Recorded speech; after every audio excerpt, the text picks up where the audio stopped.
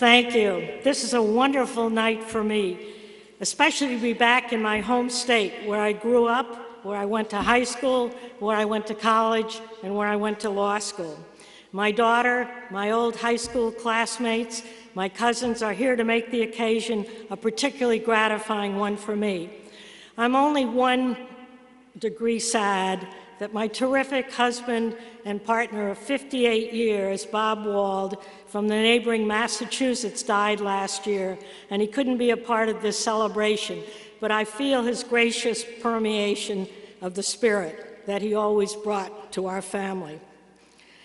So much of what I did later in life that you've just seen, my values, my aspirations, my obsessions, actually started in Torrington. They moved on to New London, and they moved into New Haven, and they migrated down to Washington.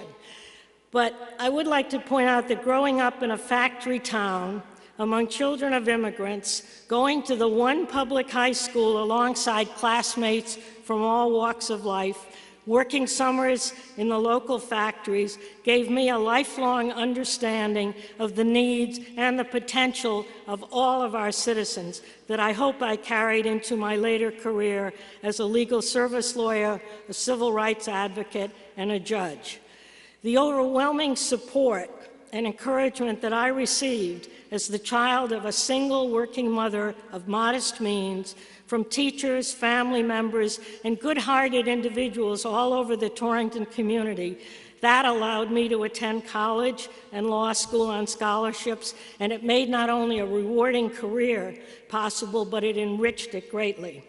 The education I received back then in the 1930s and the 1940s in St. Francis Parochial School, at Torrington High School, Connecticut College, and Yale Law School saw me through 6 decades of national and international service.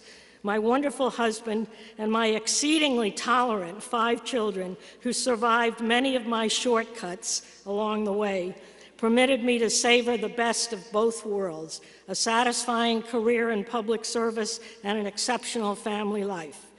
I've tried in my own way to pay back on those debts by devoting much of my career to the problems of the poor, abused women, the underrepresented, and the underserved in our own country and abroad. I've been privileged to participate, too, in the opening and the advancement of women into all walks of public life. We've done a great deal, but as a prior speaker said, not nearly enough yet, particularly in the administration of justice in our courts, local, federal, and international. But it all began for me in Connecticut, and I'm so proud to be finishing up back here with all of you, and thank you for this unparalleled honor.